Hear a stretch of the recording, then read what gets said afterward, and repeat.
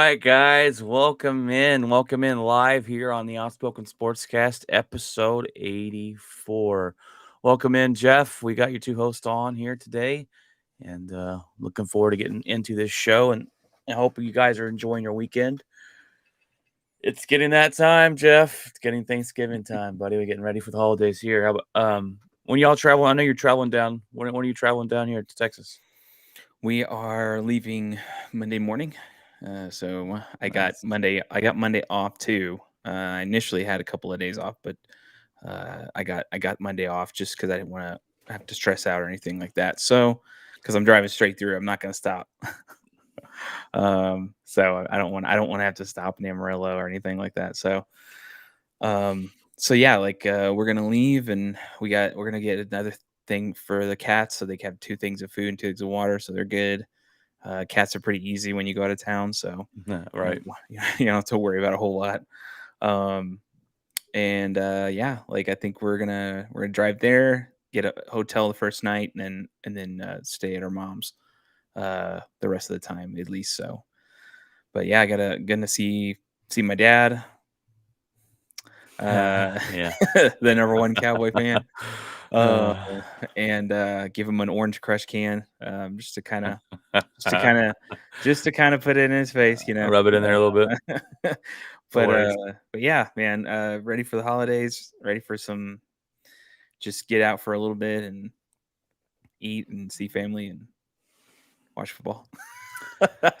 That's what this holiday is about, man. Thursday, now we're gonna have some horrible games on. I mean, you got the Lions. I don't even know who they're playing. The Bears, I think.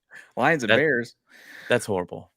The Cowboys and Raiders might be okay, but I'm not expecting much. But food, family, and football. This is my favorite holiday. Growing up, it was Christmas, but as you get an adult, Christmas is just more stressful for me with the kiddos. So I enjoy the family, the food on Thanksgiving. But all right, Jeff. Well, I figured this week it's been a little while since we did the power rankings of the NFL. We're going to give you on the spotlight of the week. We're going to give you our top five um, teams in the NFL today, and we're going to go ahead. We'll start with number five and work our way up. I think it's better that way. See if there's any surprises at number one. But at the end of the year, we'll be able to look back and go to um, we'll be able to look back and go to the other power rankings and see where kind of how things have changed. I think it's always interesting when you do these things how they've changed during the year and who at the very end ends up actually on top. But so Jeff, let's do number five. My number five team, Jeff, and this is probably the hardest one to choose. In my opinion, I struggled. I put a couple different teams here, and then I bounced them, and I put them, and I bounced them, and I put them, and I really struggled number five, and uh, way more than the other selections. I had the Los Angeles Rams here, the Los Angeles Rams at number five, and they're to me they're too talented not to be in the top five. Um, I had a hard time with them though because they've struggled the last couple weeks, the way they've lost. Um, the Bucks to me and the Rams have slipped, losing games they shouldn't be losing. I almost put the Bucks here. I put the Rams here. The Bucks are an honorable mention. They've got to figure a way to, and I know they've added Odell and they added Von Miller. Um, they've got to figure a way to use them to better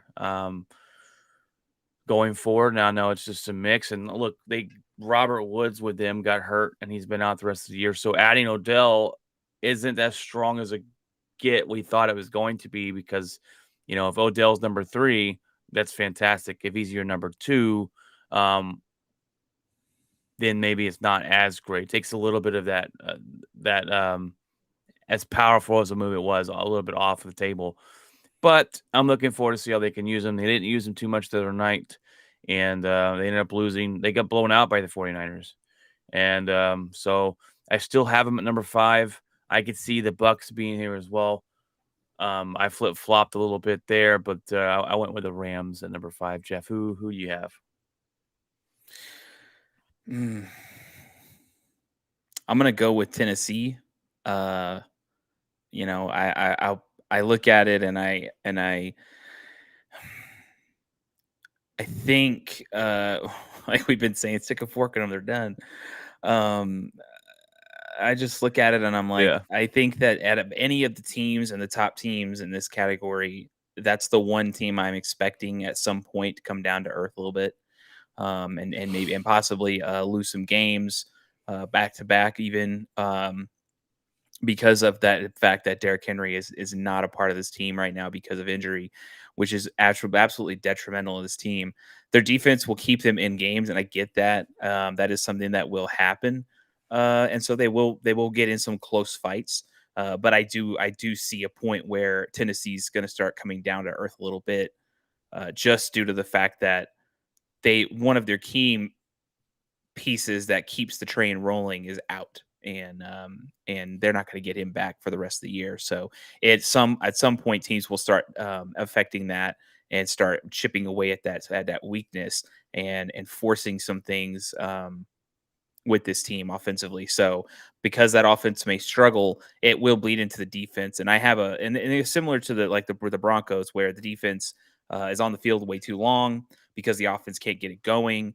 I could see that happening with Tennessee eventually. That defense, I think, will start to tire out as the year goes on because they'll be overworn and overworked. This will also lead to injuries possibly on the defense side of ball as well, maybe.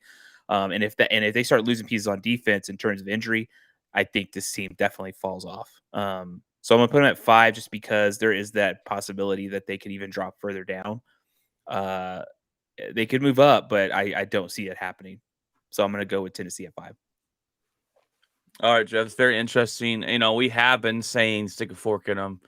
They've been continuing to prove us wrong here. I had Tennessee number 4, Jeff, and the way they're playing right now, the teams they're beating right now, they have to be in your top 5 at the moment. I don't think you cannot have them somewhere in that top 5. I have them number 4. They've impressed me. Like I said, I'll admit when I'm wrong. I told you stick a fork in them without Derrick Henry, and here I am eating some crow here. And their big wins just beat the Rams, they've beat Indy, they've beat the Chiefs, and they beat the Buffalo and the Buffalo Bills, and those are good wins.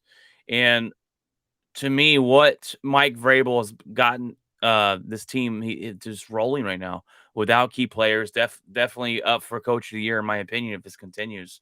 To lose Derrick Henry and how much he means to them, this team. To Julio Jones has been out with injuries. Um, the way they're beating teams has made me go, man, okay, something's working here for them. Their defense is playing at a high level right now.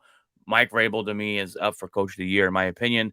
Their schedule to fall off the rest of the year looks pretty easy going forward. So I could see them remaining to be a team to fight with. Do I have faith in the playoffs with this team? No, but anything can change. Anything can happen. I honestly don't think that the NFC or the AFC is as strong as the NFC is this year. Um, but I could see Tennessee with a deep run in the playoffs. That definitely would not surprise me the way they're playing right now. I am surprised they're 8-2, but it wouldn't surprise me going in with an easier back end schedule to see them at the top still there in the AFC. And I don't think it's any argument that all these teams are going to be in the playoffs. I definitely see the Yeah. Titans going into the playoffs. My problem with the team is that taking a look at I'm not negating any wins here, but Kansas City, they haven't really been playing well of late. They played well this last week. That's the first time we've seen them play good the whole year. Buffalo has been this weird mixed bag of whatever going on. 1 minute they're on, next minute they're off. 1 minute they're on, and then their quarterback situation looks weird now. It's weird. I don't know. People are starting to question a little bit, which is weird because but nobody was questioning Buffalo at the beginning of the season. Indy, I mean, wait, they're I don't know. They haven't been the same since Peyton, obviously, and then losing their other quarterback via retirement way early in his career is a little weird. But The Rams, that the win against the Rams, I think, was a real big one for me with Tennessee, and that one really stuck out. Where I was like, wow, okay, that's a pretty big deal. Whether or not the Rams were off, had an off game or not, doesn't really matter. They beat the Rams, so you can't ignore that. So yeah, like it's I definitely see these teams in the playoffs. Any of the teams we're talking about definitely in the playoffs, and it is a correct thing in terms of the AFC. It's an absolute joke. Um, so yeah, I it's interesting because you could flip either or of these two categories. By the way, of this next team, that's the when you were talking about the Rams, you could flip either or Right. right now. I know I made my top 3 and then 4. I was like, I gotta put Tennessee, and then number 5, it was Pretty, crazy. yeah, I put some honorable mentions down here. I have the Ravens honorable mention. mm, They're iffy though, still too, not playing consistent enough for me. And one team that's on the rise, Jeff, and I thought about putting them in my top 5, but I didn't, is the Patriots. yep. The That's what I way keep they're hearing. My gosh, the way they're playing this defense, and we talked about this a little bit a couple episodes ago, but how Bill Belichick finds a way to win with the team he has, and he's found that way. He's found the formula. They just smoked Atlanta 25-0. Now Atlanta is not a good football team, but this defense is fantastic. Mac Jones is playing to what Bill Belichick needs him to do. He reminds me, and I'm not going to sit here and say Tom Brady, okay, obviously, but when out of the quarterbacks drafted, I said Mac Jones to New England is the best fit for this team out of any other quarterback that got drafted, and I truly believe that because Mac Jones is the type of guy that's not going to turn over the football, and as long as he's making those smart decisions with the ball, they'll be able to control the clock, and they're going to maneuver down the field with long drives, control the clock, and their defense is hard to score on. It's a winning formula for Bill Belichick.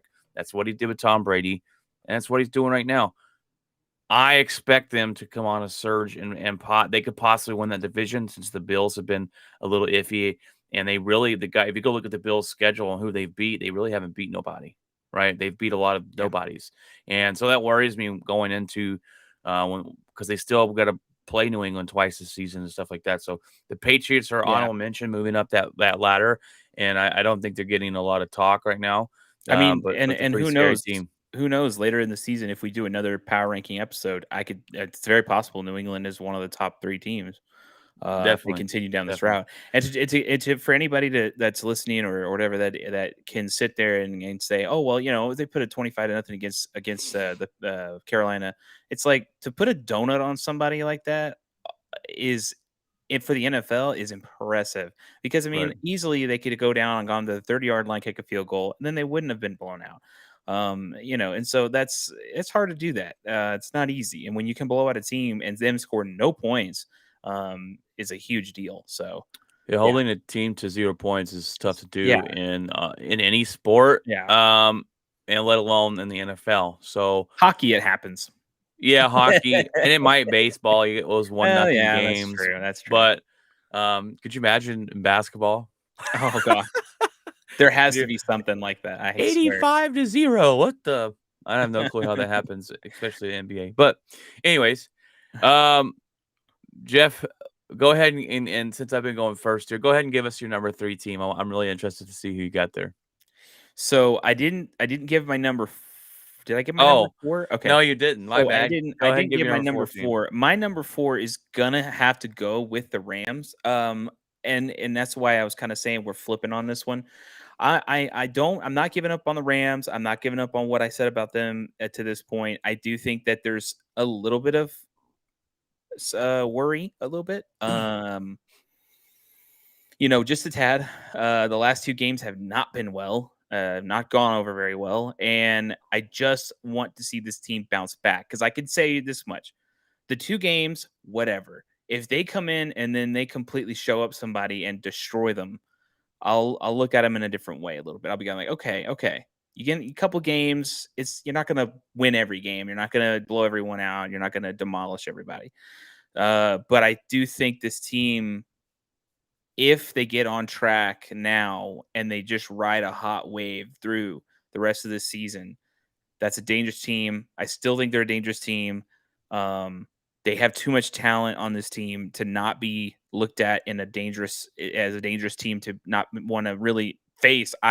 If it was my team, I would not want to face the Rams in the playoffs. It just seems like it's going to get dialed up. You know that defense is going to get dialed up. Von Miller plays at a different level in the playoffs. And same with all the other defensive players on that team. I think that, and then offensively, I mean, you got Matt Stafford, who's never even been. So we don't even know what he's like in the playoffs. Well, he's been to the playoffs. Well, They never won a he's game in the been to the playoffs. playoffs, but I mean, not enough. So I think that this is the most talented team he's had. It's just something they got to start winning now, period. And if they lose another game as bad as they lost the last two, my goodness, what an absolute failure. And again, if there's anybody that of me or him that are talking about these rankings, if there's anybody that wants this team to fail, it's me. Why? Because my team has multiple picks. Okay, like I don't want, as much as I want Von Miller to win a championship. In the back of my mind, I'm going, well, it wouldn't help my team. So if Yeah, anything, no. I would love for this team to fall apart and tank. Well, So it's, but I don't think they will, obviously. that's why I put them there. And I look between them and Tampa, and I think Tampa's losses are worse. They just lost to the Washington football team. Um, so I thought about those two, and that's why I put the Rams there, and that's why I said they're too talented Yeah, to fall below the top way five. way too talented. And I think that once everything starts clicking with this defense, man, it's over. Like it's gonna be this wrecking ball of pass rush, just like. And Von Miller, I looked at some of the videos of Von Miller in his last game he played. He did well. I think that it's all him learning being on a team, learning new stuff, making sure. And they're not going to use Von Miller because sometimes Vic Fangio would use Von Miller in a pass coverage situation. I'm like, what the hell are you doing? Why? So I don't think the Rams are going to be doing that, which is good. I think that Von Miller should never be in a pass coverage situation. He definitely should just be paying attention to anything in front of his face in terms of the line of scrimmage and attack it that way, whether it's stopping the run or going after the quarterback. Never should he backpedal and protect a pass. But yeah, like it's just I look at the Rams and I'm like, I'm not totally off on them yet. If they lose another game, then next week I'll be saying a different tune. Well, it's funny you say that, Jeff, because they go into a bye week and then they come out and they play the Green Bay Packers. So that ought to be a good game. I'm interested for that one. Is that So a we'll see. primetime game? I'm Seems not like it would sure. be a primetime game, It wouldn't it? seems like it would be. I'm not sure. Like Green Monday Bay has a lot night, of those. Sunday night football. Right, Green Bay has a lot of those this season where we're put on front and center, which is fantastic. Um, but it sounds like it should be. If not, it should be moved into a primetime Yeah, game. I would. Oh, definitely. But so we'll see. They're going for. So Jeff, go ahead and give me your number 3 team. Um, I mean, it's going to be very similar, if not exactly the same. I will go with the Dallas Cowboys as number You stole my 3. list here, Jeff. You Uh, stole it. because I cannot ignore. Obviously, I'm not going to sit there and be an idiot and go, "Well, they're off the list. They're off." So they no, I'm gonna go ahead and put them obviously on the list. They're gonna be number 3. Definitely think they're playing better than the Rams, and they're playing better than Tennessee in terms of what they've done to this point. They did lose to my Broncos. Who the heck knows what happened in that game? Because the Broncos ended up getting absolutely embarrassed the next week. So, which makes no sense. So when you look at this, like I look at it and I'm like, they did have some wins against Chargers and they beat the Patriots. Yes. Okay. So against the Patriots and Vikings. Now, I don't know. I think the Patriots are a different team now. I think that they are on a different level than they probably were then. Chargers, I don't even know. Vikings, we know what they are, and they're not much. And so the big wins are there. It's just I think the problem that plagues this team is the horrible division they're in, which doesn't set the team up in a very good way. When you have a sorry division, no, not competitive at all, you don't really get challenged too much, and you don't get you're not really shown the or given the ability to really show what your team can actually do. And we're gonna see that against the Cardinals. That's the game I'm looking forward to the most watching when it comes to the Cowboys. Um, the Chiefs are going to be interesting coming up this week. And the reason I say that is because the Chiefs are playing as well as they played all year. Granted, it's been one game, and it was against the freaking Raiders, which it is what it is. I mean, they've been known to be streaky in their entire last 10 some years. So, but the Chiefs did put up 40 something points on them. You can't really ignore that. That's the stuff they would do. That would, if this was last year, we would be like, yeah, that's Mahomes. So Mhm. um, if Patrick Mahomes drops 40 on the Cowboys, the Chiefs are officially back. They figured something out.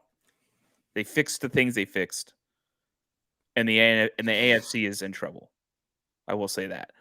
Um, What's crazy about them, Jeff, is they're in the top of their division right now too, the Chiefs. right. And our and division is a joke. It's and no they've been different than the struggling. Cowboys division, honestly. It really isn't. So it's just kind of like our division's a joke, and I just want to see the problem with the Cowboys is that they've always found some way to get in their way. They've always found some way to lose a game, completely not show up.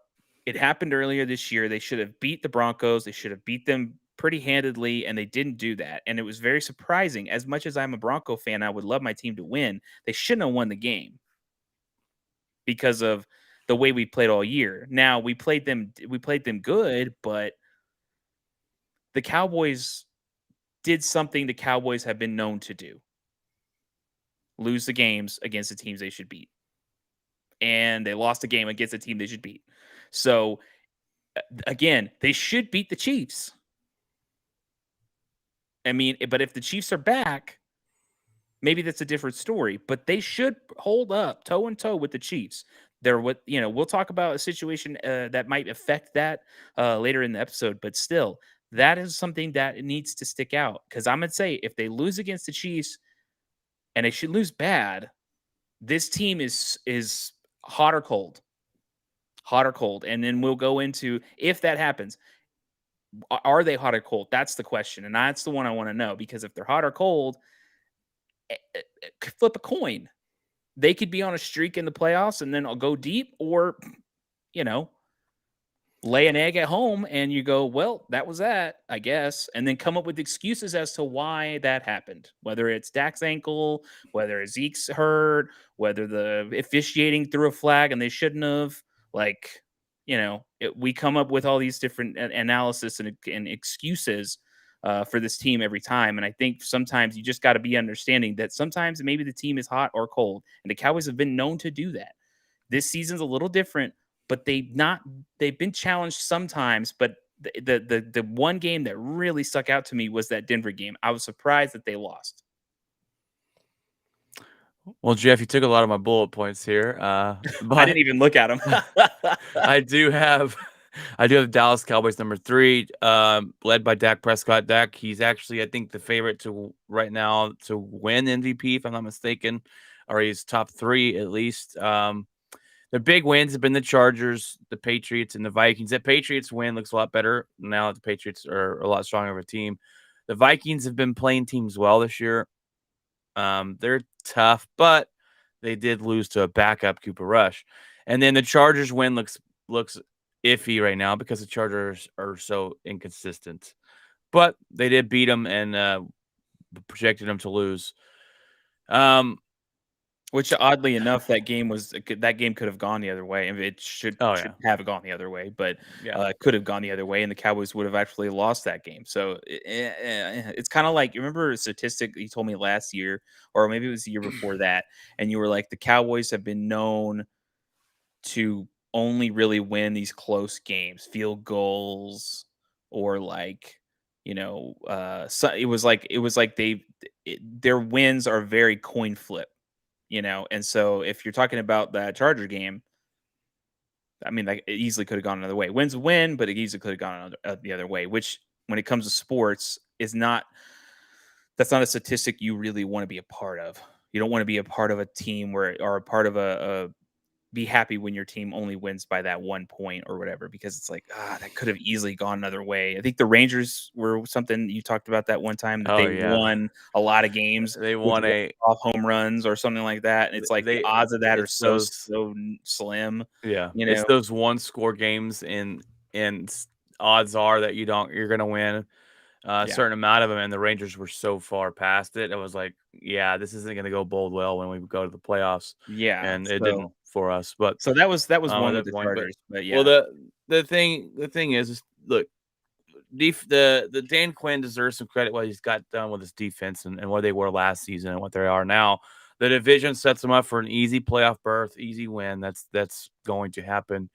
It's what can they do in the playoffs. Bouncing back last week and dominating the Falcons was a good thing to see for the Dallas Cowboy fans after Mhm. losing like you did to Denver. It's about how you bounce back and not mull on that. And we've talked about it before is somehow the Dallas Cowboys somehow find ways to lose a game instead of finding ways to win a game. And this year they've not really been doing that. Now you're going to lose those games to Denver. You're going, Green Bay lost to the Saints. We lost to the Chiefs. You find those games where your teams lose, they're not going to go undefeated, and they're going to lose those games sometimes that you're like, why did we lose this game? How did we lose this game? You shouldn't have lost to Um, the Chiefs. But but well, without Aaron Rodgers, yeah. oh, We should have still won the way our defense played that's against. true. That's That's a true. different story. But um, yeah, Dak Prescott's got his team playing good. They're playing really well. They're going to Kansas City. I projected Kansas City to win that game, in my opinion, just because um what they did to the Raiders, and it's in Kansas City with Patrick Mahomes. I think they win, but I said it could go either way, 50-50 in that game. But Dallas to me is the better football team. Well, It and just and depends and on ultimately the what chief teams you're getting. yeah, I mean, ultimately the Cowboys are not a team built to come back. They're just not. Once they go down, it's difficult for them to really bounce out of that. And if the Chiefs start out fast and Mm, they're not really built to come back. I what do just you don't mean? think I they mean, are. I think they are. I mean, they've got the high-powered offense. Mm, They've got plenty of wide receivers and weapons. they couldn't come back Um, against Denver, and that wasn't even that many points. well, Like, at I one mean, point it for the was 30 Cowboys, to nothing. yeah, but that was towards the end of the game. That's By going into halftime, it was Well, and what, 19 to your nothing? defense is good too, Jeff. Right, but it doesn't matter though. You're not You gonna come back still on 30 points down with a good against a good defense. we were only up by a touchdown and a field goal, I think, at half. Like 2 touchdowns and a field goal. And it's like, you could have come back. Like, it doesn't for as high powered as everyone says the Cowboys offense is, they could have at least did something. But It is like you they had didn't those to the games. end. You had They those didn't to the games. end, and then they tried to come back and it was Yeah, too late. I it's think just if Patrick Mahomes goes on a tear, scores 3 touchdowns within 1 quarter, that's gonna be Dak's gonna have to match well, that, and it's like, that's to say that against any team is if you let Patrick Mahomes score 3 touchdowns in 1 quarter, yeah, it's gonna be hard for any team to come back, but no I matter don't but I don't how I high don't powered that team is. I don't trust Dak going toe to toe with somebody. Like, especially if Patrick Mahomes can do what he did last week. If he can match that, I'm I don't know if Dak can match that. I have no worries with Dak. My concern with them on is their defense and guarding Hill and Kelsey, and that's my biggest concern is because they do have Trayvon Diggs, but he gives up a lot of yards. Patrick Mahomes, if he can not throw turnovers this game, I think the Chiefs hold on to win. I think it'll be close. I think it'll be like a 34-31 type victory. But like I said, it could go either way. The Cowboys, they came off a bye week into Denver, and I think that they just came in too cocky and was like, all right, well, who are we playing next? Because Denver's no challenge, and then they ended up getting punched in the mouth. But what you But want to see after your team gets punched in the mouth is how right, they bounce back, and they bounced back really dang good right, against the Falcons last week. So I yeah, regardless of who it was, they bounced back, and the right, way they yeah. did it. And I think, But I think if when we talk about when it talks about these power rankings and why I'm putting them, why I think the 3 sounds like a good spot for them, you kind of look at it and go, well, as much as it's like, yeah, they destroyed the Atlanta, but you got to see them really get challenged, and the only time I've really seen this team get challenged was the Chargers, Tampa Bay, and Denver. That's been it the whole Patriots. year. Yeah, but I That mean, was a good game. That was okay, close down to the wire. It was so the good. Patriot was that in Foxborough? Yeah, it was in Okay. Foxborough too. So that and when it comes to that, but do we know for a fact that New England's gonna be a definitive issue in the playoffs for any person in the AFC? We don't know that yet. They're playing right now, yeah, but that train could fall off at any moment. You just if and it really comes down to pieces of the defense and obviously Mac Jones. But in terms of like, I just this team has had so many years of just failure that you got to be able to really prove it. And I think if there's any year that the Cowboys could do it, it's this year. And if they don't, if something weird happens, then I question this team really even doing much. The amount of weapons they have on this team is insane offensively, and there's no excuse, really. They could easily take down these other teams, and if they go up against a challenge and that challenge hits them in the face, I mean, Denver is not a formidable foe, man. Like they're just not. Like, we're not a team to be scared of. Do we have a defense? Sure, but it's not like we're elite top defense in the NFL. Like, and somehow we stifled that offense. And a lot of it's like, well, it's a bye week, and Dak may have not been. Dak was healthy. There's no excuse there. Zeke was limping. No, Zeke was fine. There's no excuse there. The offensive line failed. Okay. The offensive line had issues. And you can't deny there were drop passes, there were overthrows, there were all these things. And just to go off and go, well, it's a bye week. Could you imagine if you, as a fan, going, well, after the bye week, we're probably going to lose a game?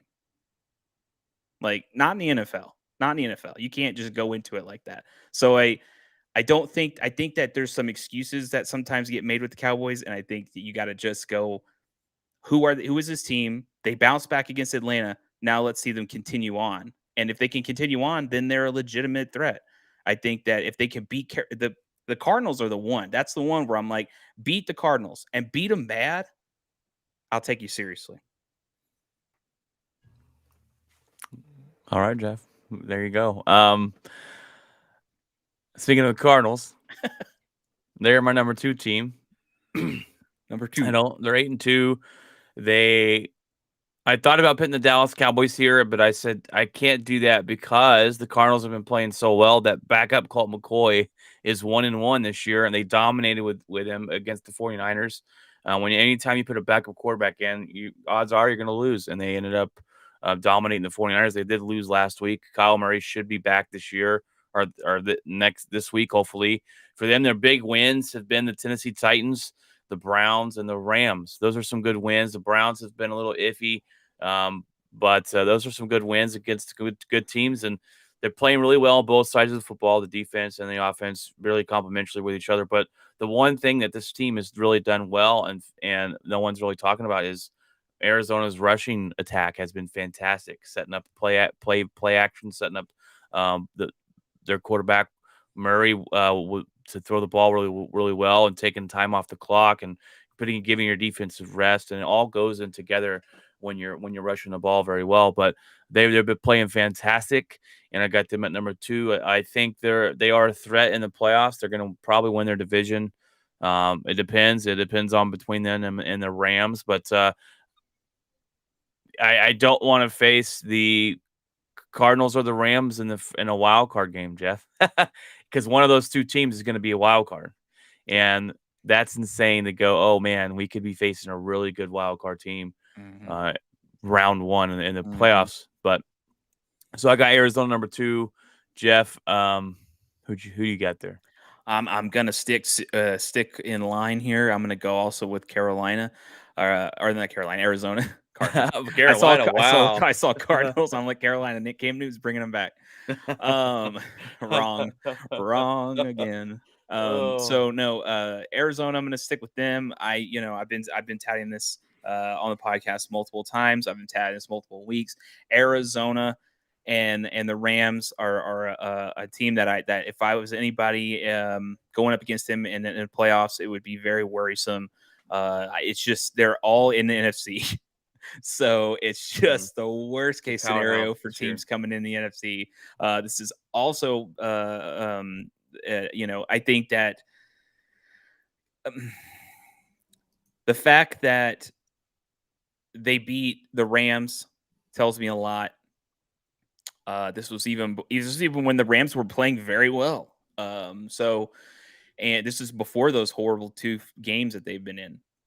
And it's very possible that if these two teams, these two teams are battling it out, and I think that the fact that Arizona beat the Browns, beat Titans. Titans have obviously a good defense, offensively questionable, obviously with Derrick Henry. I don't know if Derrick Henry was even in the game that they did beat Tennessee in, but if Derrick Henry was in the game when Arizona beat them, then that shows a lot about this team as well. I'm not quite sure. You might want to fact check on that one, Brian. I'm not quite sure if he was injured at that point or not. I know his injury is recently new, so that's a new thing. But when it comes to the rushing attack, this is a problem, and this will pose some threats in coming down the line, going into the playoffs as well. Why is Arizona at number 2? Because not only do they have a great quarterback that can throw and sling the ball, and they also have a good running attack. And if they have a good running attack, that poses a threat to even the Dallas Cowboys, which saw Denver run all over them in that game. And so I think when a team has a formidable run game, that does pose a threat to a team like the Cowboys, and obviously it also poses a threat to a team like the Rams. Now with Von Miller in there, that may be a different story. Von Miller's known to be able to pick up some of those tackles on the run for running backs, so it's just kind of, I think that may be something that may fix that for the Rams. But if the Cardinals can keep this train going, when it comes to keeping the rushing attack there, making sure that both sides of the ball are good and then ready to go, and making sure that the quarterback situation stays there and he's healthy and he's not going to get hurt. Which is, if their quarterback got hurt, I would be worried about this team. But I think Arizona is definitely deserving to be a number 2 spot here. And easily in a few weeks could even be number 1 if they continue this going forward. But this is a team to be reckoned with in the NFC, and it makes total sense why they're there. So I'm totally in line with what you're thinking. And when it comes to the you want to call them Carolina, Carolina. the Carolina Cardinals. Oh, gosh. Well, no, Derrick Henry. It was the first game of the season. Derrick Henry did play. Wow. They shut him down. He had 58 rushing yards. They beat him. That says a lot. 13, so that says a lot right there. And if the Arizona Cardinals can do that to other teams, watch out, because if you have a running game and it gets shut down, and this team can offensively take you apart, and they got a running attack, which will control the clock. It controls the clock when you're running game. When the Broncos beat Dallas, it was because they rushed for 100. It was because of Devontae Williams rushed for 111 yards in the game. Most he's rushed all year. Most he's rushed, since obviously he's a rookie. So, his entire career at this point. And then on top of that, we had 40 points of time of possession in that game versus I think Dallas had 14. Like, it's 40 minutes. It was 40 minutes of ball possession. No. So, and Dallas had, I think less than 15. So it was just like, you control that clock with that running game, you're going to win the game. You're going to take that offense off the field. You're going to win. You have a higher percentage chance of winning that game by controlling the time possession. And if Arizona did that to Tennessee, man, if they did that in the playoffs, it's dangerous. So yeah. The NFC is looking to be outstanding. It's like the NBA West, where 1 through 6 can win a championship, and it's Yeah. hard to get the spot there. And so, It's hard to do power rankings when it comes to uh, doing stuff for NFC stuff because I mean that's like so just when you look at our power rankings, and they're all NFC uh-huh. except Tennessee Titans.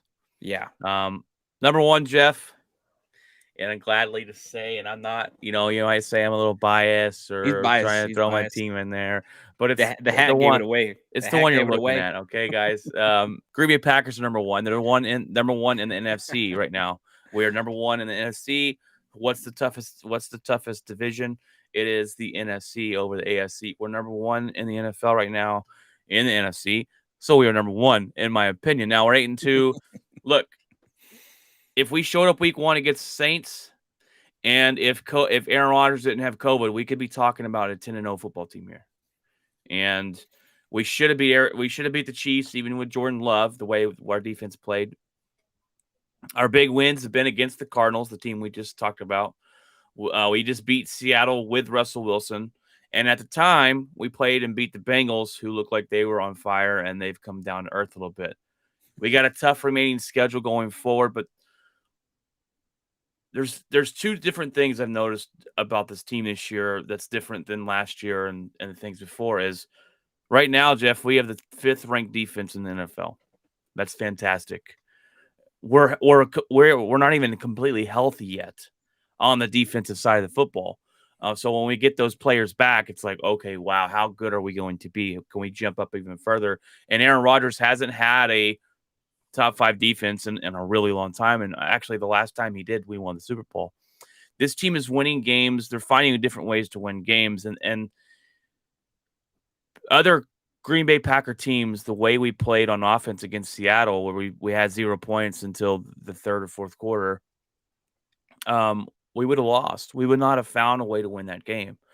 We would have just struggled. We struggled on offense, and kudos to the Seattle's defense for that. For a little while, we did end up winning and shutting them out, shutting down Russell Wilson, which was fantastic. But we would have not won those games in the past. We found a way to win. We found a way we're finding ways to win different ways. Aaron Rodgers doesn't have to throw 400 yards a game. Nope. We're finding ways to control the clock, to play really good defense and run the ball. And Aaron Rodgers will win a game, and he hasn't even thrown for 200 yards. Yep. That to me makes them a scary team. They're not so reliant on Aaron Rodgers to get the job done. We can rely on our defense now. And over the offseason, when we hired Barry, I thought it was a poor job. I said, this is not going to work out. His track record says he's not very good. I'm wrong.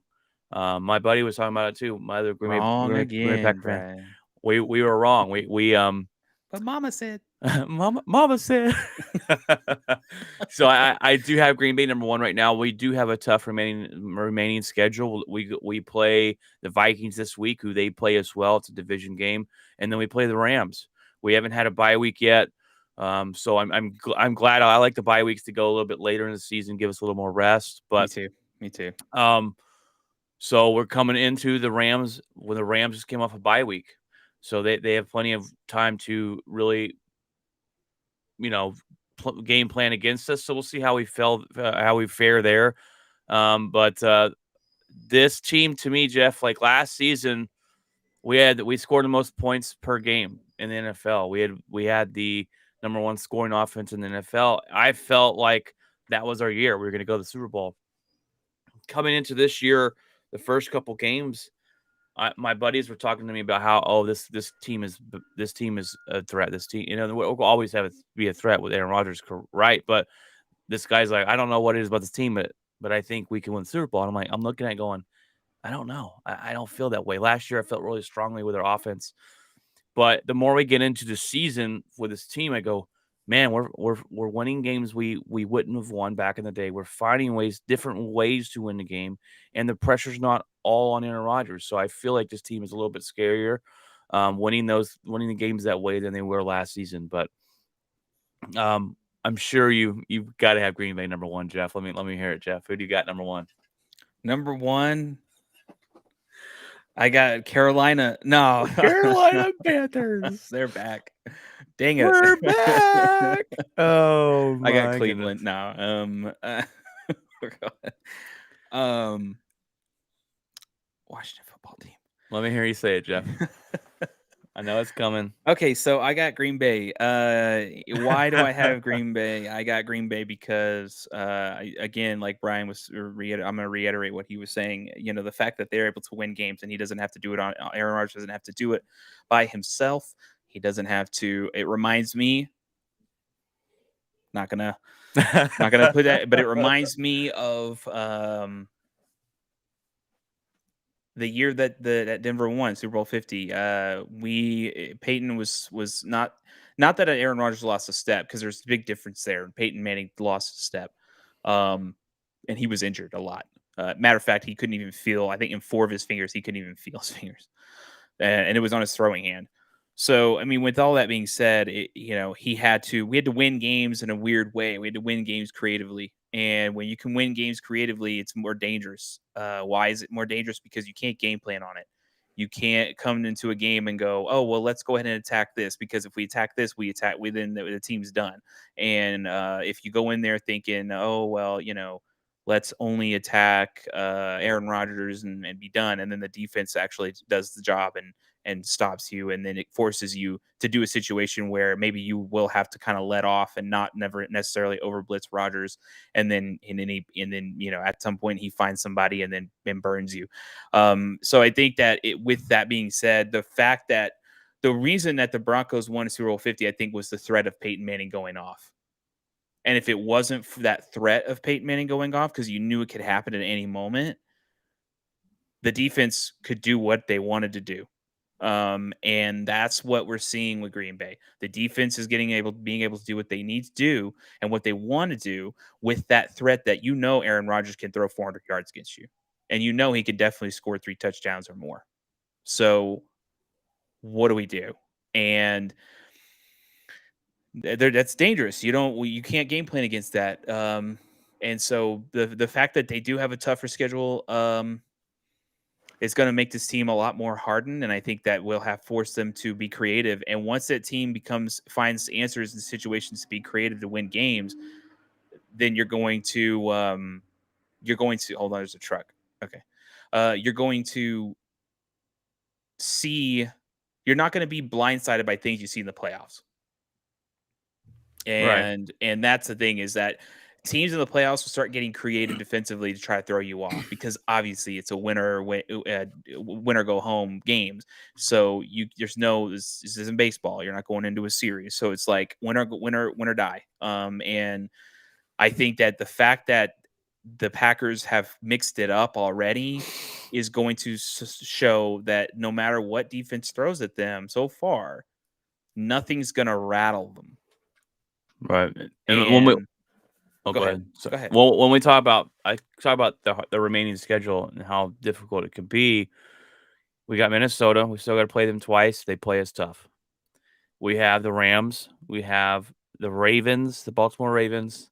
We have the Browns, who now they don't look so tough, but they have a tough defense. And at the beginning of the year, I'm like, man, the Browns are going to be really good. They might be not as tough. That's actually on Christmas Day. So those are the remaining tough teams we play. So, we'll see. And I think it's good. I think it's exactly what you want for your team. See, this is why I sit there and I talk about what, I've been paying attention to some of the sportscast stuff recently, and ever since Dallas whooped up on Atlanta, there are sports analysts that are like, they're the number 1 rank. They're the ones going all the way to the Super Bowl winning. And they're just completely ignoring Green Bay. They're completely ignoring, Arizona in the mix. And it's just like, because they whooped Atlanta. And I'm just like, okay. That's my thing, is like, man, like, it's this love affair going on right now with the Cowboys, and you have analysts that are completely ignoring anyone else, and negating the Packers. And maybe it's because of the Aaron Rodgers situation. Maybe they're just like, we don't want him to win because he whatever. and we don't want it. We don't want to praise the Packers because of what happened with that situation. And it's just like, that's off the field, and who cares?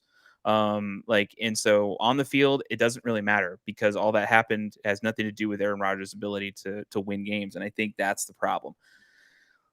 Right now, the sports media is absolutely in love with the Dallas Cowboys. This is what Cowboys fans wanted more than anything.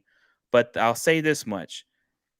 When you're up there at the top, everyone's wanting to peg you down, and they will find ways to do it. They will the team. It's like whenever anybody goes and plays the Yankees, they want to beat them because of who they are. So right now, in terms of the way I'm seeing things, Cowboys are number one. They're number one in the sports media's eyes. There's number one in the terms of power rankings according to most analysts. But if you actually break it down, they're not. They're not. It's him and Brian and I were talking about it just now with the Packers. They are not number one.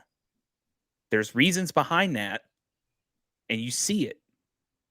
As sports fans, you see it, but analysts, I don't know what's going on there. You explain that to me, Brian. Explain to me, why are sports analysts sitting there writing this blue and silver heat wave?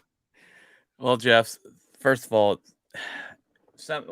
there might be a couple people that actually think they're number one. You're probably wrong, in my opinion, but it's because they get clicks, they get sales, they make, when the Dallas Cowboys are winning, it's way better for those analysts because they know people are going to click on them to see what they got to say about America's team, right? Even when the Cowboys lose, they're still talked about. So it's just publicity, and they're trying to get in a lot more viewers, and that's all it is. Now, the Dallas Cowboys, don't get me wrong, I've been fighting for them this year. They look like a really good football team. Yeah. I think what me and you come from is, let's see it in the playoffs.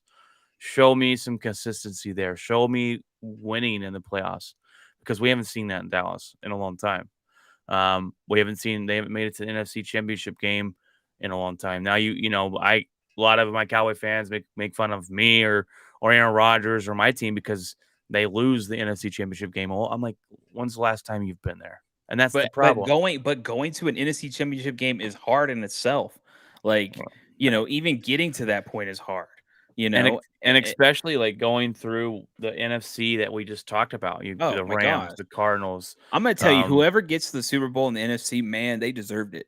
They deserved it to go through the gauntlet of the teams that they have to go through. It's just to even get to that point.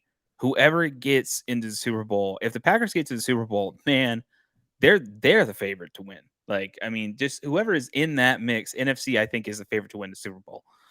There's just there's too many good teams. Too many good teams, man. The AFC is more jumbled with the 6-3 or 6-5 or 7-4, and right now it's all jumbled together, and you don't really know there's a front runner. Tennessee looks like to be that front runner right now, but like I said, do we trust them?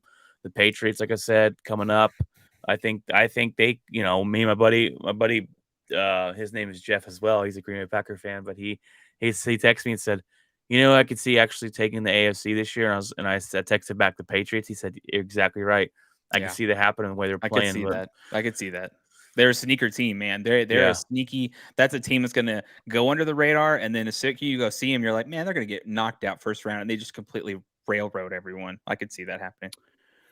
All right, guys. Well, those are our power rankings this week. Let us know if we're completely wrong. Let us know if you have any other teams. I could see Arizona being number one. I could see other teams there. I'm not trying to be biased.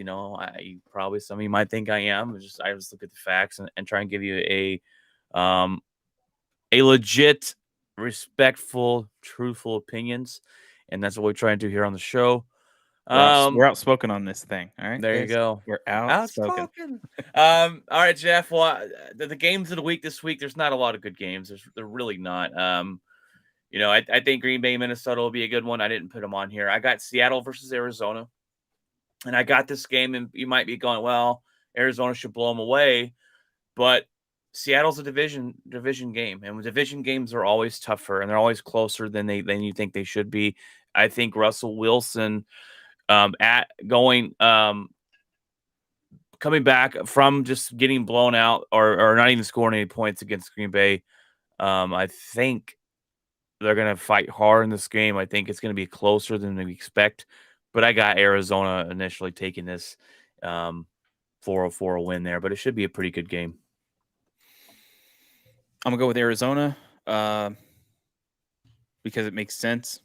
I think Seattle obviously has problems that are a lot bigger than Russell Wilson.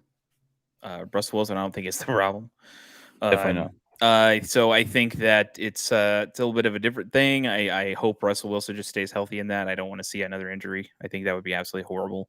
But I do think Arizona will just go ahead and finish the job in Seattle. And I think Seattle is in an inevitable spot that they don't want to they don't want to believe in, and it's obviously they're getting to a point where the Russell Wilson era may be over, the Pete Carroll era hopefully is over, and I think it's time for Seattle to start fresh, and kind of get away from that those days of yore, those what do you Legion of call it? Boom Legion and of Boom and things like that. So I think that those days are done, and it's okay, and it's you okay know, to rebuild. You're seeing it in Denver. Brian will probably be seeing that this next season. Um, you know, so it's I'm not all ready. right. I'm not ready. It's Um, okay. well, when you look at a team that's scared to move on, it's you look at the Atlanta Falcons. My gosh, that is the worst example of it. They're holding on to Matt Ryan. They're holding on to these players, and I'm like, where's your rebuild? Why didn't you take a quarterback in the draft this year? What are we doing here over there? You're setting your team up for a um, longer failure than you have to be. And like Seattle, I think you're exactly right. In my opinion, I'm not a big. I like Russell Wilson. I love him. I think he's a great quarterback. I'm not a big fan of Pete Carroll, but I think Pete Carroll's so dug in the organization that I don't think Russell Wilson's there next year. I think he forces his way out, and that organization. It's a lot easier to find a new head coach than it is to find a elite quarterback. And to me, they're going to. I think they stick with Pete Carroll over Russell Wilson, and which is a horrible move in my opinion. But I think you're exactly right. Seattle's got to find what's going to happen next, and I don't think Russell Wilson's there next year. That's a hot take of mine. I mean, But the big question is: does Russell Wilson even really want to be there? So that's a big question. And we've heard rumors whether the over the organization off wants to move season, away or not, if he right? doesn't want to be there, which it seems, I don't know if he wants to be even part of a rebuild. I think he needs to go No, to a team that's ready to go. and I And think that's what could you he's realizing. imagine? Could you imagine him like, I don't know, like with Tennessee or because that threat of Derrick Henry and then Russell Wilson, just I mean that I would be think interesting. I could see him going to the 49ers, Oh, that's another one, division and it's not rival, far. It's not not far at far. all. Nope. The what he could do with him. They've always talked about getting rid of Jimmy Garoppolo every year, no matter how good he But they plays or not. but they have a new quarterback. Well, they do have So Trey Lance, yeah, but if you're talking about getting Russell Wilson, I think yeah, that Shanahan would over there would be like, give me him right now. yeah. I don't know. I think when you talk about that kind of stuff, I think Tom Brady set up the precedent for all these quarterbacks going, hey, I could easily go to this team. I could easily go to that team, and we would have a better shot.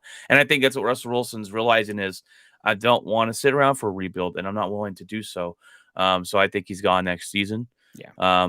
But yeah, we got Arizona. I know we got a little off track there. Arizona winning this game.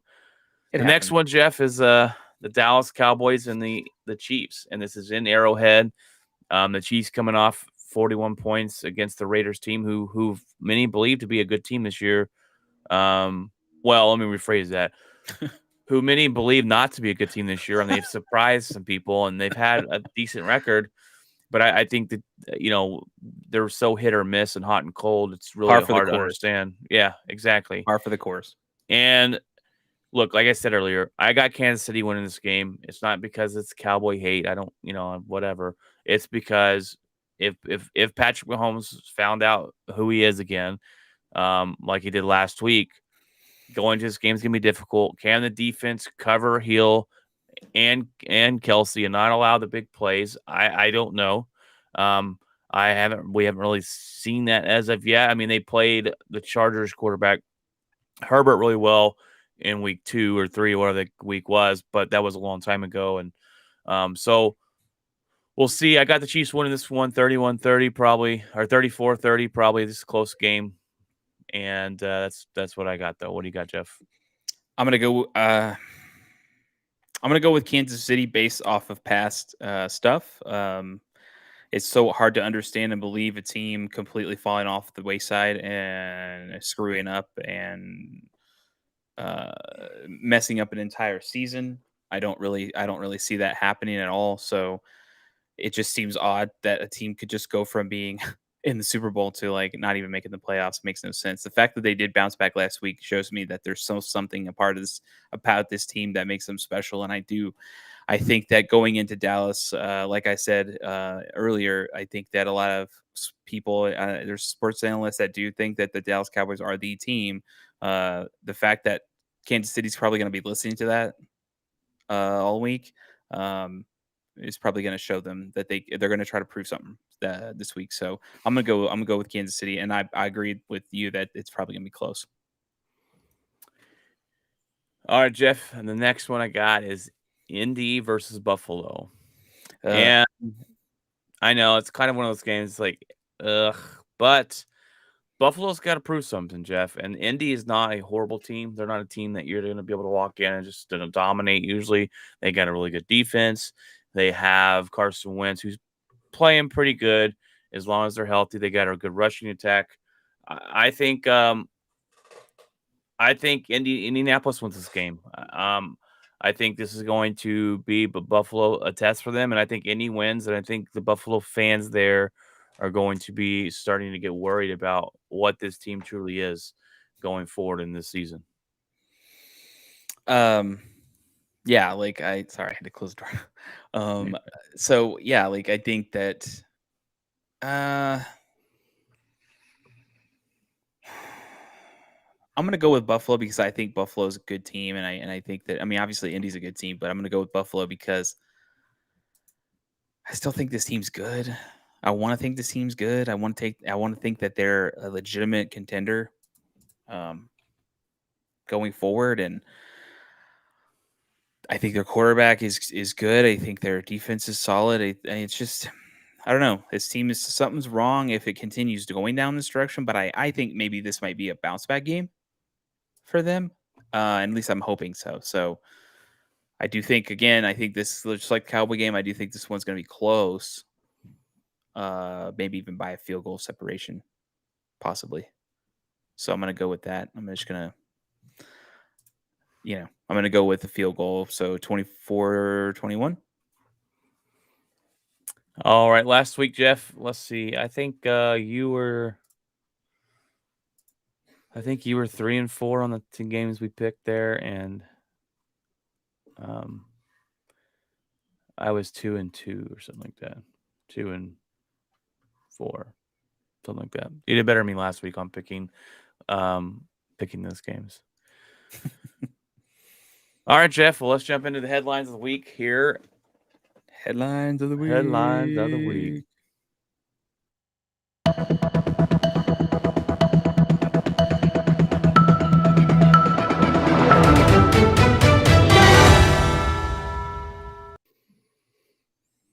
All right, Jeff.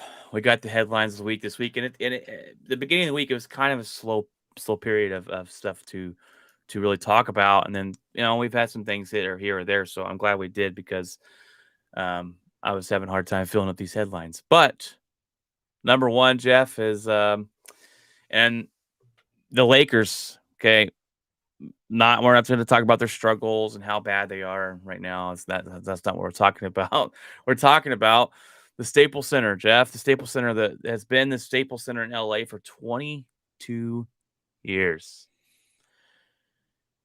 But it'll be changed to Crypto.com Arena. Okay, it's a horrible name. What a disgusting name. What are they doing? Well, I'll tell you what they're doing. They just took a check.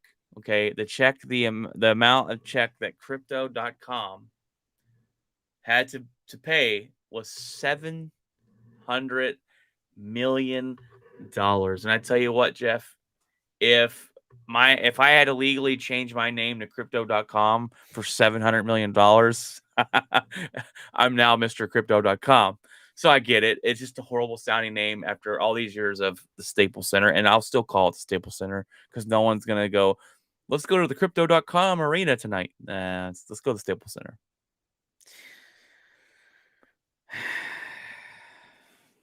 What was it called prior to the Staples Center? I have no idea. Well, I'll No let clue. you take a look and see if you can pull that up as I'm talking about it. This sounds absolutely ridiculous. I think anybody in their right mind would think that it sounds ridiculous. Um, you know, there's a big buzz going on with cryptocurrency and what that means. And I think this may be even a cryptocurrency situation type of company or whatever that came in. Uh, Crypto is a sketchy thing. It's interesting because it is something that cannot be tracked via taxes, I think, and it's it's relatively like untraceable in some ways. But it's kind of like it's a strange thing because the problem with it is that it's uninsured, and so if something ever happens, like let's say you put all your money into crypto and somebody hacked crypto and took it, there's nothing. You're not going to get that back. You're not going to get. There's no company that comes around and says, "Hey, we'll protect your, we'll put that crypto back." Like, and so there's issues there, security issues with cryptocurrency when it comes to being able to do that. So it's a weird thing. I get it. It's a buzzword. Everyone's talking about cryptocurrency, and you have these companies coming out with throwing money around, and then you got billionaires and endorsing it and things like that. So like Elon Musk is endorsing crypto. He's not saying fully endorsing crypto, but he's endorsing it, which means he's behind it in some way, shape, or form. So the I it's weird to see that much money's is thrown around inside those kind of organizations that are able to actually go in and name things out of stadiums. As crazy as it sounds, that's nuts to get that plug every single game, home game, TNT commentating, right? Cryptocurrency.com arena. Like it's just, then you're going to get people going, what's that? And then they're going to get into it and Well, whatever. Jeff, the Staples Center has always been the Staples Center as it was built in 1999, and it's always been known as the Staples Center. So that, I think people will most most Laker fans will still refer to it as Staples Center. I yes, really don't think, it's but it will be ridiculous to hear that in NBA 2K and on telecast during the playoffs. How ridiculous! welcome in to the crypto.com arena. I'll tune in just to hear that, dude. Just to hear My the gosh. intro. I'm like, oh. Formerly known as the Staples Center. All right, Jeff. Number 2 of the week, we got Klay Thompson's rehab has moved to 5-on-5 practices, so he's able to get on the court and practice a little bit there. This is scary for the NBA. The NBA right now, it just opened up its stores. It's fairly new into the season. They're getting one of their best players in the league back, and they already have the best record in the league so far. So, um, it's scary for them. Klay Thompson's a really good basketball player. If you already know that. The only problem is he's been unhealthy the last couple of years, and he's had season-ending injuries. So if he can stay healthy, and he adds to a team that's already dangerous, it's one of those. Watch out for the Warriors this season. Yeah, this is a huge piece to the Warriors coming back. He was part of the big team. He was part of the team that went all the way and won championships and all that stuff. So this is also, I think, not to say that Curry is MJ, but this is the Scottie Pippen to an MJ. This is Curry's Pippen. And so I think they work well together. And the fact that he is coming back healthy is dangerous. This team is already playing good. They're going to just play better. I think maybe he'll have some rest going into that, but I think eventually everything will start clicking together because these guys haven't stopped playing or being around each other even when he's injured. So they're still on the same page and things like that. So this is good. This is good for the team. It's good for Stephen Curry. Yes, definitely good for them, not good for anybody else. Um, especially the struggling failure of the Laker team we have right now. Um, Did we also need to talk about the elephant in the room? LeBron's coming back. yes. LeBron is coming back. You know, Jeff, I didn't want to believe it, but Stephen A. Smith said, Jeff, that LeBron James championship window is done. It's over. And I didn't want to believe it, and I don't want to believe it, but it might be true. Well, that's another story, another headline, another look down the road we could talk about because we get in that podcast, we get in that talk now.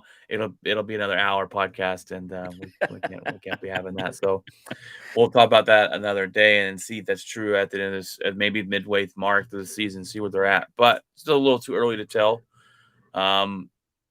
Let's talk about Mr. Antonio Oh Brown gosh. and what is going on. So Mr. Antonio Brown's chef, former chef as is, has some beef with him and claims that Antonio Brown's vaccination card that he got to show the NBA or the NFL is fake. Brown's former chef brought this to light after Brown refused to pay him $10,000 that he says that Brown owes him for his services. If this is true, Jeff, this is a huge issue. And it probably won't get as much coverage as Aaron Rodgers, even though Aaron Rodgers didn't lie to the league and his team knew he was vaccinated. His team knew he was unvaccinated. The NFL knew he was unvaccinated. This is a completely different subject here. Antonio Brown, if true, says he's vaccinated, right? Shows the card, there's my proof, but is not vaccinated. His teammates didn't know this. This is a big issue. This is an issue that deserves the uproar, if true, that the Aaron Rodgers issue actually got. And that's because he did deceive his teammates. He did deceive his head coach. He did deceive the organization. And this is an organization and a team that is 100% vaccinated. They've got all their players wrapped around it to be vaccinated, wrap their heads around to go and get the vaccine. Okay.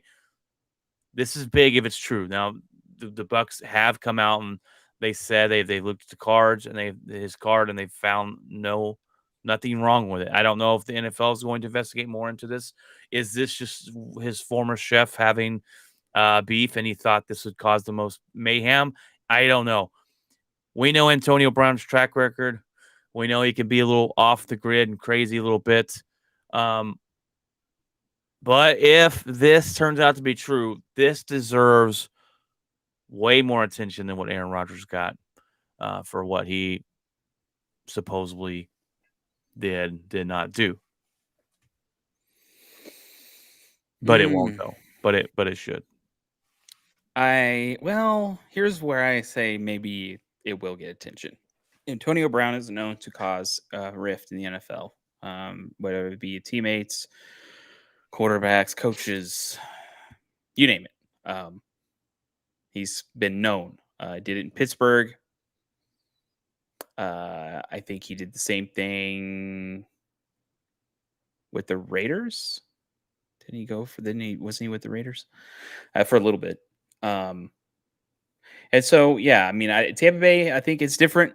Tom Brady, I think, demands a little bit more respect. And I think that he kind of is on his best behavior a little bit there. But the fact that this is an issue tells me a couple of things. I think the NFL is going to definitely not take this lightly. And I think that Antonio Brown, because of past actions, they're not going to necessarily take it very good. And I think they're going to do something about it. I just don't know what it is going to be. But I don't think that he has good faith in the organization itself based on past actions, interactions, whether it be coaching, whether it be players, whether it be whatever, whether it be the NFL itself. I think he's even called out Goodell a couple of times. So, with that being said, if this is true, I think the NFL will try to make an example.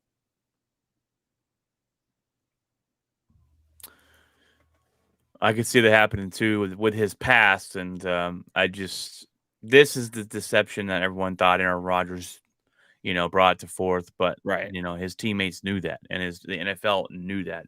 The only outlier So in this, though, is that Chef has personal grind, right, and I think that that's the problem. I only have one issue about it is with that is the fact that the Chef has already some vendetta to come and score to get money that maybe he deservedly so maybe deserves the money because of the service he provided.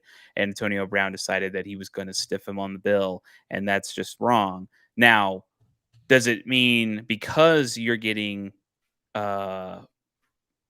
you're not getting your compensation doesn't mean that you come out and start throwing allegations out? And not really, but if the allegations are true, then that is a problem. But if they're not, then that makes the other guy look bad. So all right, Jeff. I changed up a little bit here on number 5. We get to number 4 real quick here, though. We have some key players that are going to miss the rest of the season. We have some key players that are out this year or this coming up week. So let's jump into those real quick. Khalil Mack is out for the rest of the season. He's going to have a foot surgery. It's going to put him out for the rest of the year for Chicago. sucks. That sucks for them.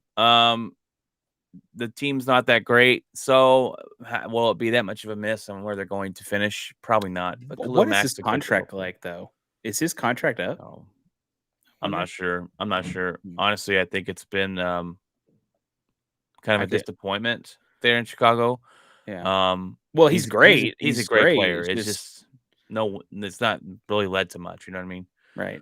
The team around him is trash. Yeah. Yeah, so.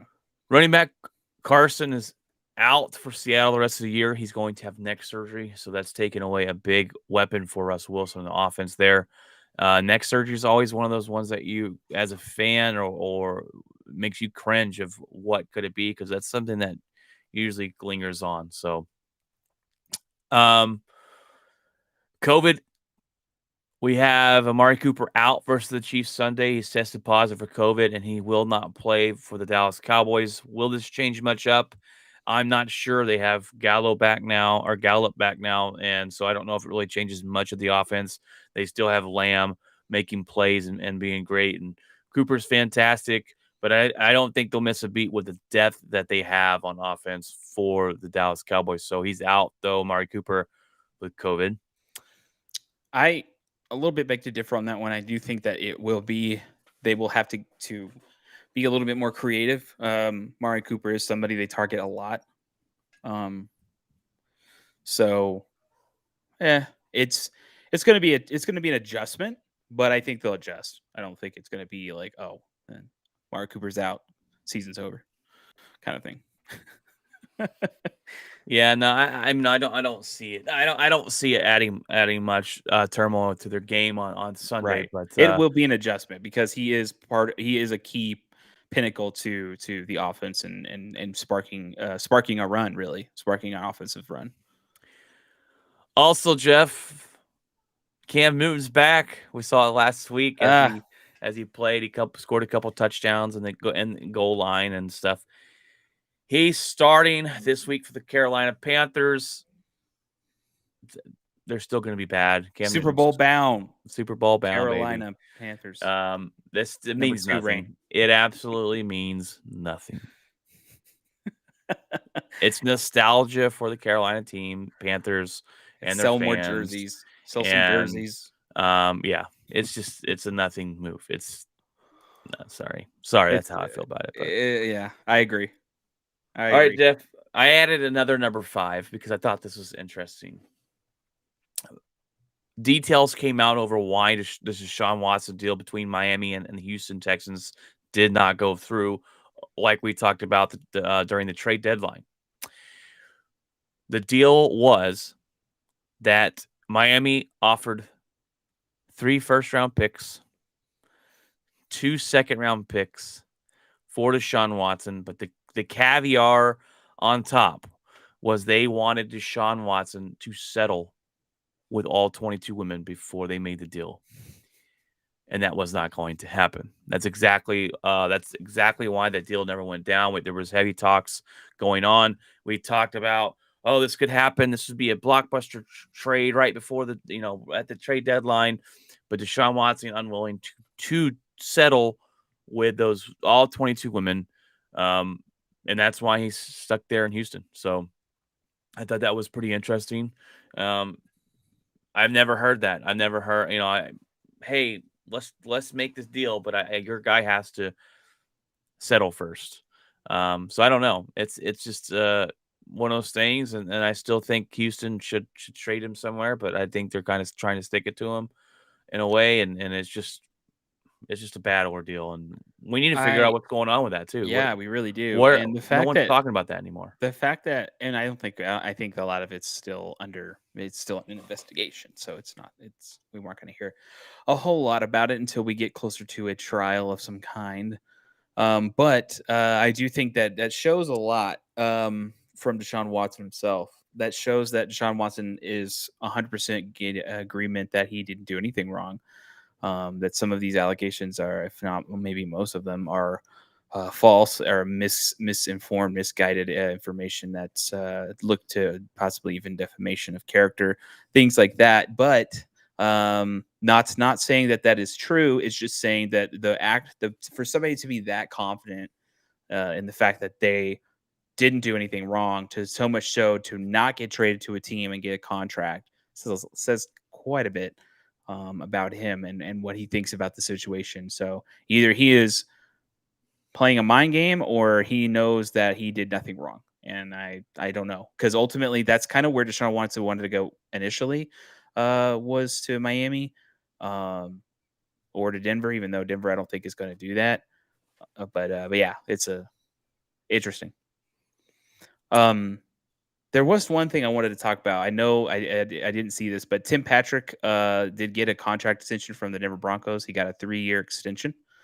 I saw that, but I don't know Yeah, who's so Tim Patrick. Tim Patrick is a wide receiver. I think he's a tight end. I think, I'm not sure, but he's offensively. He's the guy who caught that pass that Teddy Bridgewater threw like 40 yards down the field, and it landed right in his hands at the Cowboy game, right at the corner of the touchdown.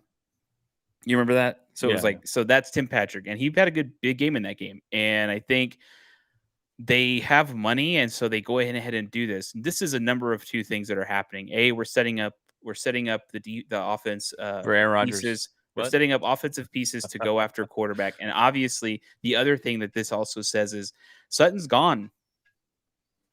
I Oh, yeah. think I You think think? Cortland Sutton is gone, and I think that Tim Patrick is going to take that spot over, because if you think about it, we do also have Noah Fant.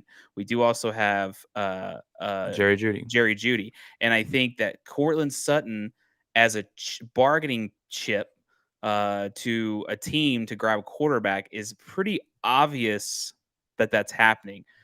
Sutton is in the last year of his contract, I think, going into next season. He's been injured. He's been injured, but he's still, even coming back from injury, he still has played very well. And I think that that's so obvious. The fact that we didn't give Sutton an extension, but we gave Tim Patrick an extension, says a lot. It says that possibly we could even see Cortland Sutton putting on the green and orange, or green and yellow. So we'll Well, if you're see. trading for Aaron Rodgers, I'll take Jerry Jeudy off your hands. No, Jerry Jeudy ain't going anywhere. We'll give you Devontae Williams now. Devontae Williams? No, we don't need a running back. We actually overpaid our running back.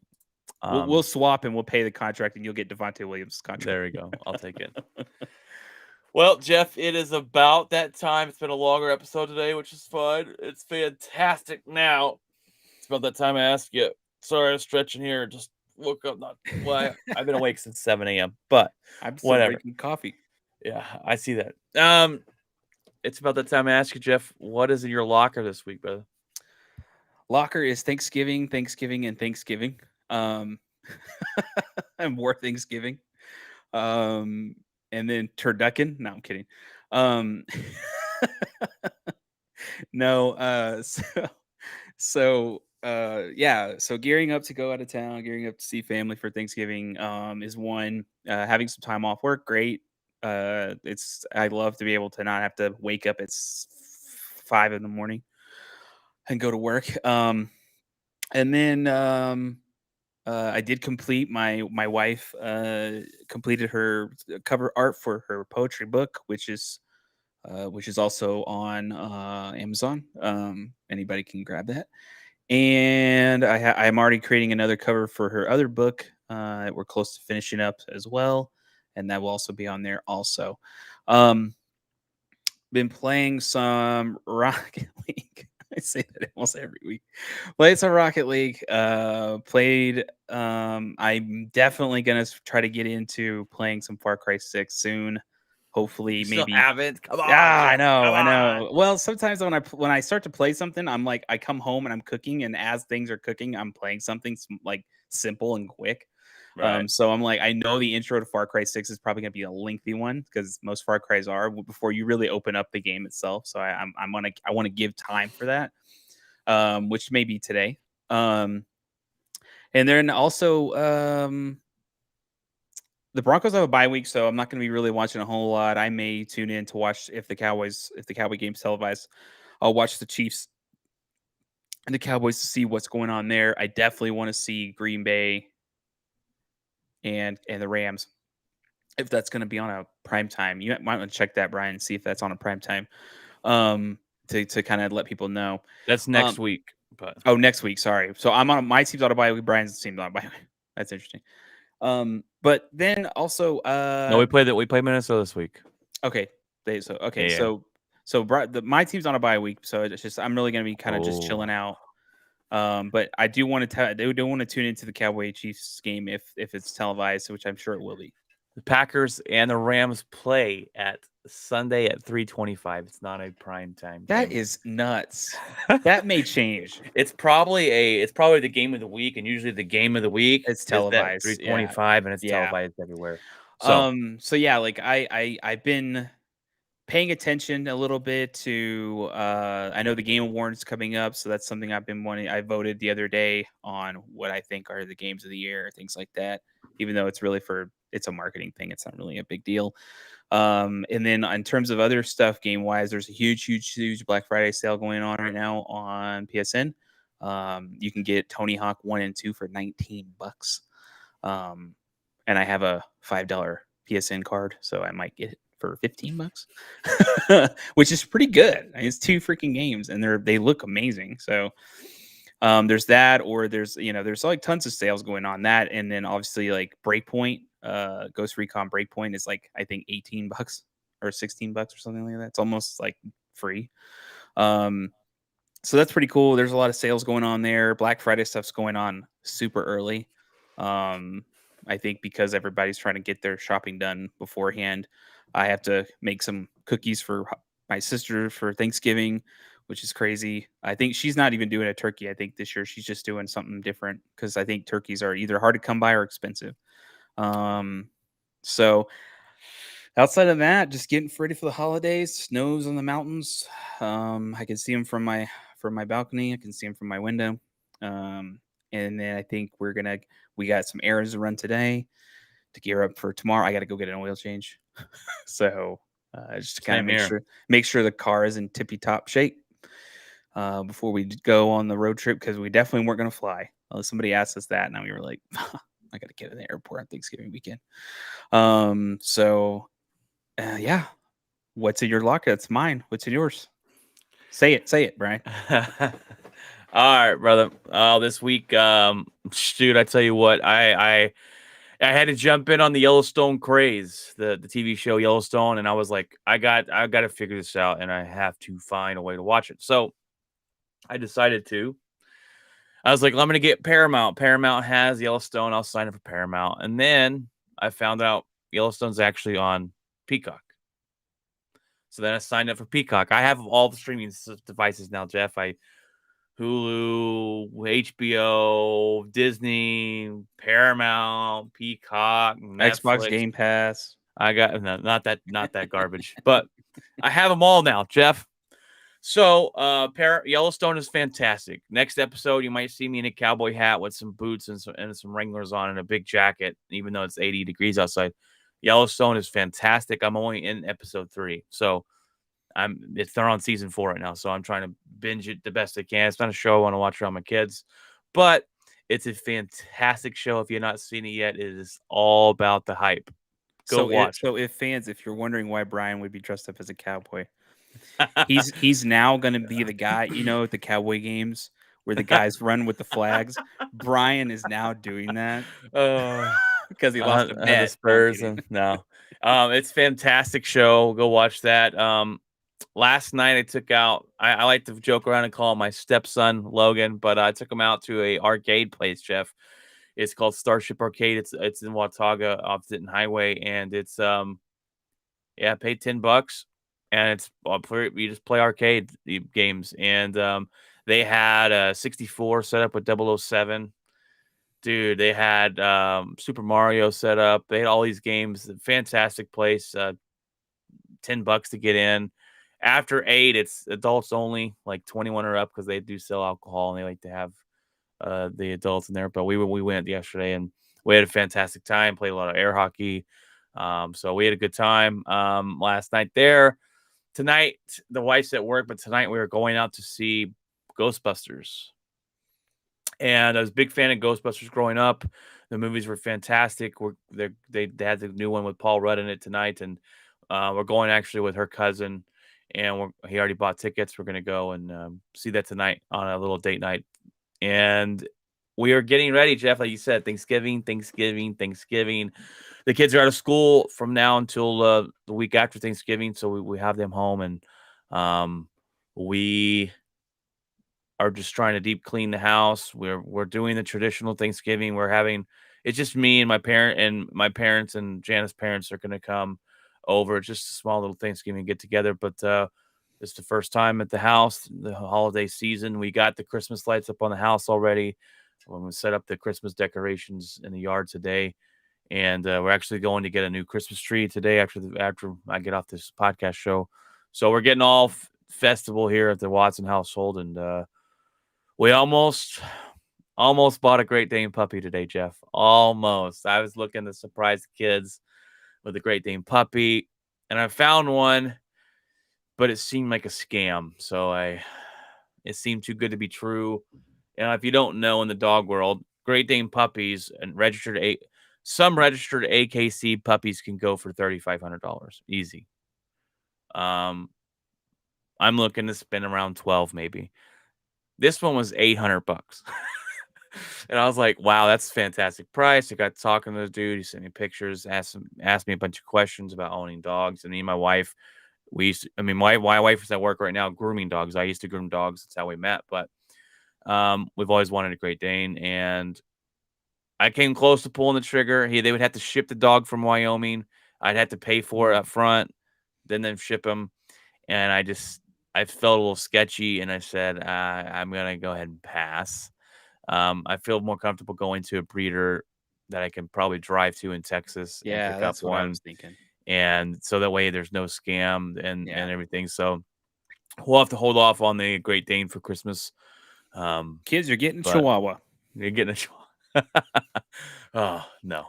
Well, my brother-in-law just got 2 dogs. We went over to his house last weekend, and they brought him home. And I said, man, we've always wanted a Great Dane. We've talked about we're getting next dog we get's a Great Dane. And so I looked up online this morning. I was like, I got the go ahead from the wife. She's like, super excited. And then I started talking to her, and we're like, yeah, it seems a little fishy. So we decided not to. And but other than that, everything else is good. Work's going good. I'm training people at work now, so I've added that onto the plate, and I get paid a little more money for that. So that's fantastic, and makes work a little more stressful.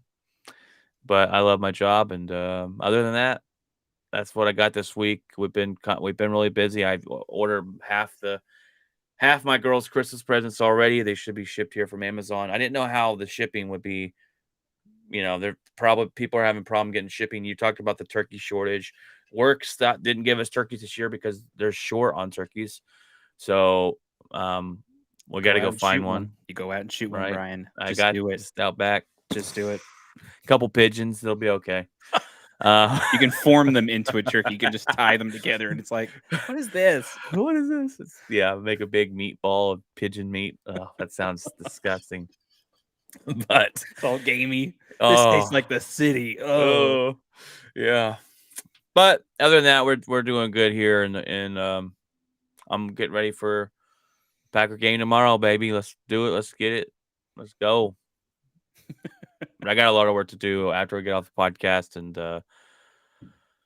it's about it, man. It's about it. So, guys, I'm still working on my special little project that I've talked about a little bit a couple episodes ago. Still working on the details of that.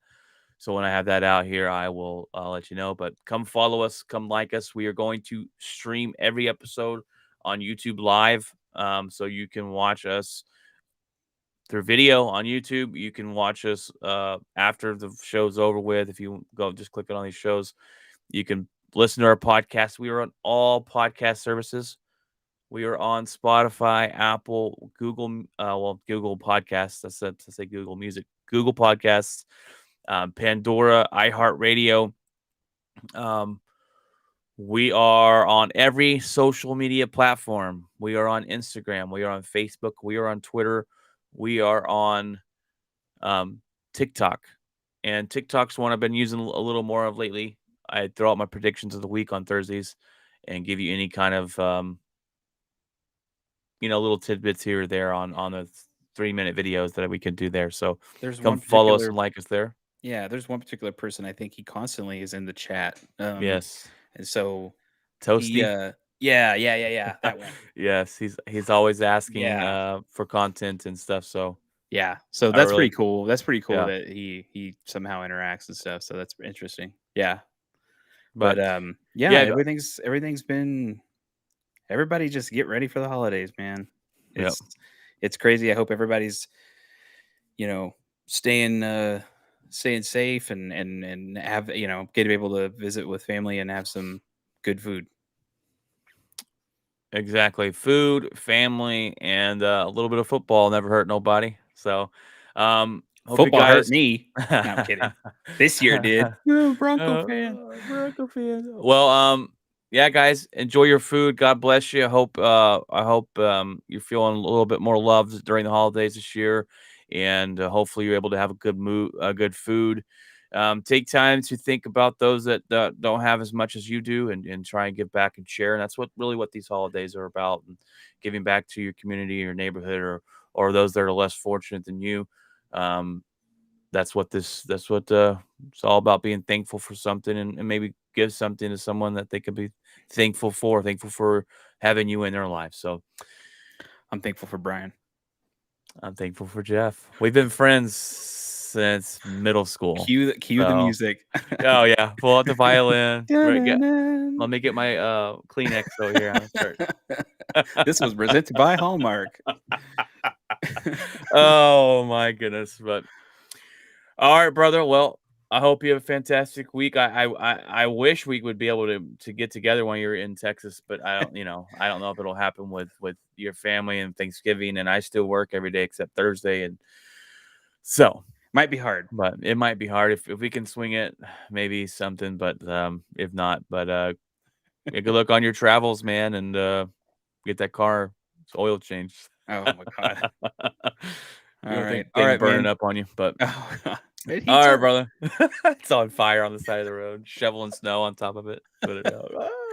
All right, everyone. Take care. All right, guys. God bless.